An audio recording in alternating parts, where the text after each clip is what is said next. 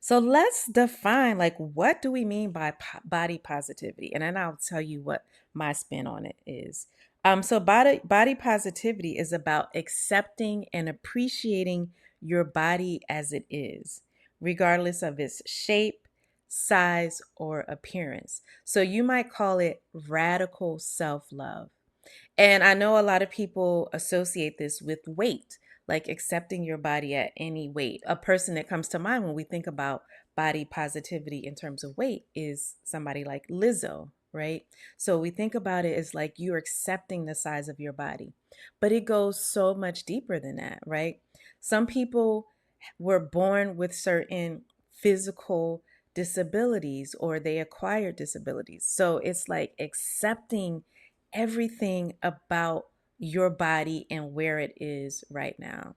And that's really radical if you think about it, because so much of society and advertising and things like that, it's about pointing out, it's about making you insecure and pointing out what's not right about your physical self.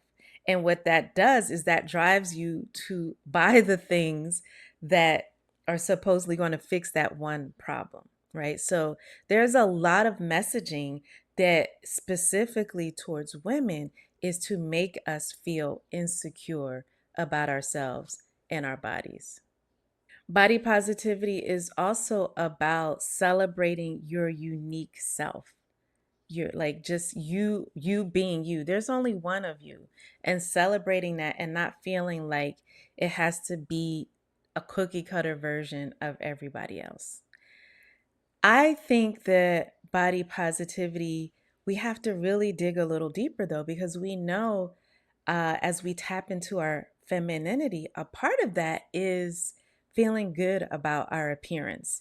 And it has to be something that's really felt. It can't just be a slogan or a phrase. And being a feminine woman is also taking pride in your appearance. And so that goes hand in hand with body positivity because it means you celebrate your uniqueness, you have radical acceptance, but you also always have a sense of how you present yourself and how you put yourself out in the world.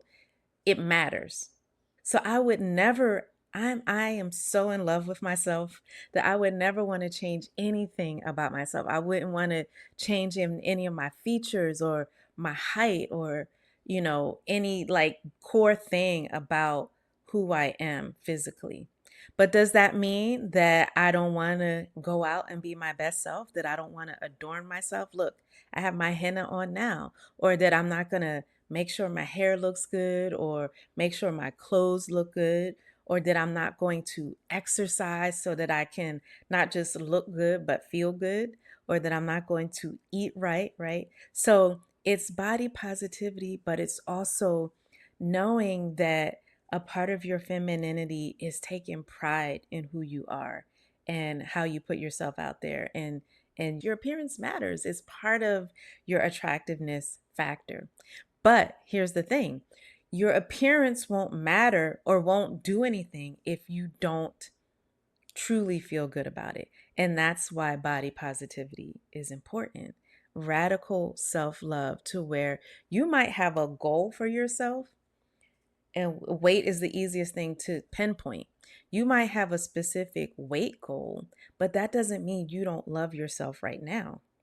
Because one thing I've observed is that when you beat yourself up, you're less likely to reach any goal that you have.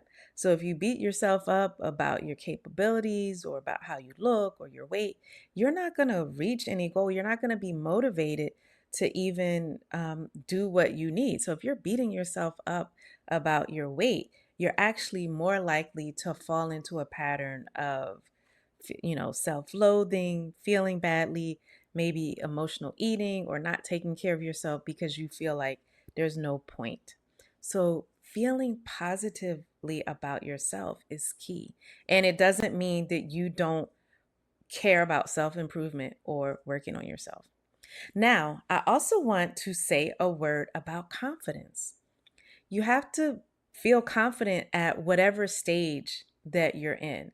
So I know some people that are like, I don't want to take pictures. I don't want to go out because I'm waiting to lose weight, or I'm waiting for this skin condition to clear up, or whatever the case may be. I used to feel like that with the mosquito bites. I had horrible, I even now I get a really strong reaction, like allergic reaction to mosquito bites. They'll pus up, and I have all of these mosquito scars on my calves, on my legs mostly, when I was little. And I used to, when my mom used to put me in pretty little dresses, I would wear these really long, like knee socks, not because I liked them or I thought they were cute, but because I was trying to cover up the scars on my legs. So, in a body positive frame of mind, it's like those scars are beautiful. There's nothing wrong with them. I have a couple of knee scars. Everyone says that all Black girls have these scars on our knees from when we were ripping and running and playing and we fell down and busted our knees, right? But these are just parts of life and parts of who we are. So, really learning to feel confident and not feel like you have to hide something about yourself. I once talked to a woman who said she wanted to get out there and date and meet people, um, but she didn't want to do it because she wanted to wait for her back scars. I guess she had back acne. She wanted to wait for her back scars to clear up because she felt so badly about them. And I'm like, girl, no, you cannot do that.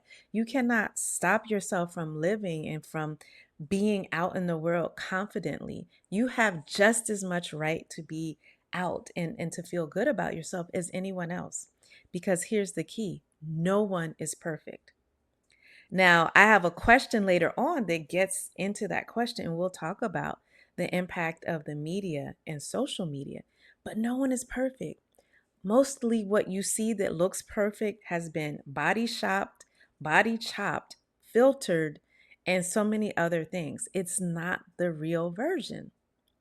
And I know I was looking at some research about how people before the age of phones, let alone instant pictures, right? Before we had phones, there was cameras and you had to go get the pictures developed. So that might have taken a few days or a week. But then they had Polaroid pictures where you could get an instant picture out.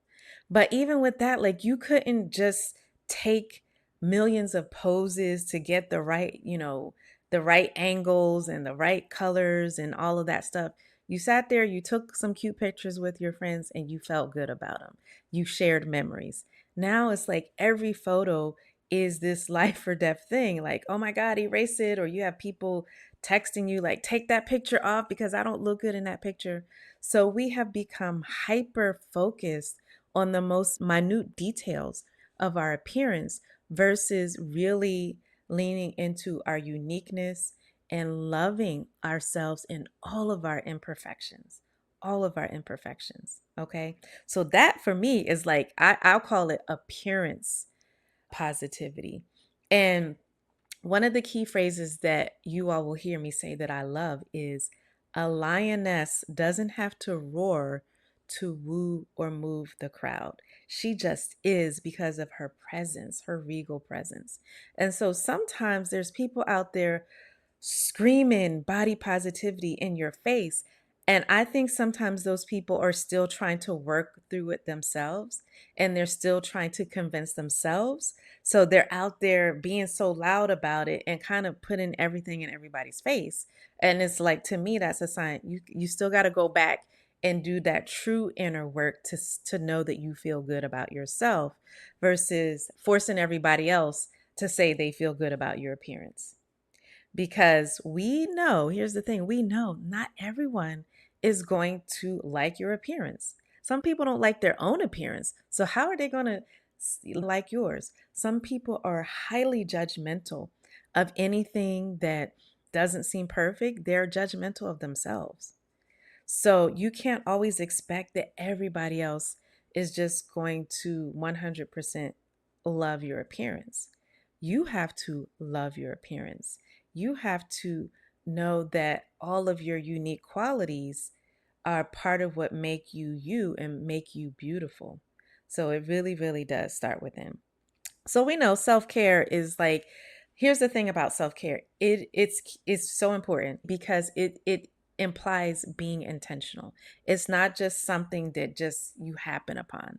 So self-care is it's like the set of those intentional actions that you do to care for yourself holistically. Your physical self, your emotional self, your mental well-being, and it's nurturing yourself not just with the acts that you do, but the mindset, the kindness, and the self compassion that you pour into yourself. And so, in order to practice self care, you simply need to be intentional about your well being and nurturing yourself. That's it, right? So, whether that's hair, nails, eating, resting, exercise, it could be anything. It's about being intentional. So, when you're able to start working on you feel how you feel about your body, this enhances your relationships because as we know, it's going to make you feel better about yourself, your self-esteem, your body positivity and self-care that helps to reduce stress and anxiety. You get to be in better physical health. And guess what? All of these help in your relationship. Women who are overly self conscious about their bodies are less likely to be able to connect intimately with their spouse. Because, especially for women, intimacy and sex are mental. And if you can't get out of your head, you're not going to be able to connect with your partner. And there's nothing more attractive or sensual than confidence and really being able to be in the moment.